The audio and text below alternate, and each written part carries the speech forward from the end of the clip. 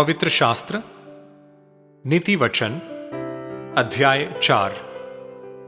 हे मेरे पुत्रों, पिता की शिक्षा सुनो और समझ प्राप्त करने में मन लगाओ, क्योंकि मैंने तुमको उत्तम शिक्षा दी है। मेरी शिक्षा को न छोड़।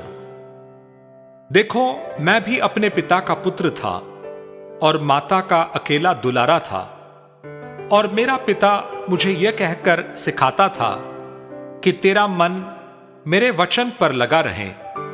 तू मेरी आज्ञाओं का पालन कर, तब जीवित रहेगा। बुद्धि को प्राप्त कर, समझ को भी प्राप्त कर। उनको भूल न जाना, न मेरी बातों को छोड़ना। बुद्धि को न छोड़, वह तेरी रक्षा करेगी। उससे प्रीति रख, वह तेरा पहरा देगी। बुद्धि श्रेष्ठ है, इसलिए उसकी प्राप्ति के लिए यत्न कर। जो कुछ तू प्राप्त करे उसे प्राप्त तो कर, परंतु समझ की प्राप्ति का यत्न घटने न पाए। उसकी बड़ाई कर, वो तुझको बढ़ाएगी।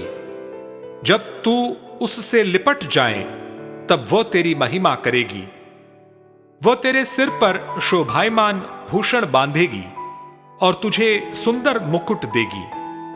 हे मेरे पुत्र, मेरी बातें सुनकर ग्रहण कर, तब तू बहुत वर्ष तक जीवित रहेगा। मैंने तुझे बुद्धि का मार्ग बताया है और सीधाई के पथ पर चलाया है। चलने में तुझे रोक टोक न होगी, और चाहे तू दौड़े तो भी ठोकर न खाएगा। शिक्षा को पकड़े रह, उसे छोड़ न दे। उसकी रक्षा कर, क्योंकि वही तेरा जीवन है। दुष्टों की बाट में पांव न धरना और न बुरे लोगों के मार्ग पर चलना। उसे छोड़ दे, उसके पास से भी न चल। उसके निकट से मुड़कर आगे बढ़ जा, क्योंकि दुष्ट लोग यदि बुराई न करें तो उनको नींद नहीं आती, और जब तक वे किसी को ठोकर न खिलाएं तब तक उन्हें नींद नहीं मिलती।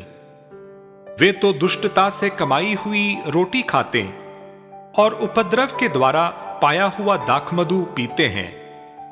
परंतु धर्मियों की चाल उस चमकती हुई ज्योति के समान है, जिसका प्रकाश दोपहर तक अधिक अधिक बढ़ता रहता है। दुष्टों का मार्ग घोर अंधकारमय है। वे नहीं जानते कि वे किससे ठोकर खाते हैं। हे मेरे पुत्र, मेरे वचन ध्यान धर के सुन और अपना कान मेरी बातों पर लगा। इनको अपनी आंखों की ओट न होने दे, वरन अपने मन में धारण कर, क्योंकि जिनको वे प्राप्त होती हैं वे उनके जीवित रहने का और उनके सारे शरीर के चंगे रहने का कारण होती हैं। सबसे अधिक अपने मन की रक्षा कर, क्योंकि जीवन का मूल स्रोत वही है। टेढ़ी बात अपने मुंह से मत बोल, और चालबाजी की बातें कहना तुझसे दूर रहे। तेरी आंखें सामने ही की ओर लगी रहें, और तेरी पलकें आगे की ओर खुली रहें।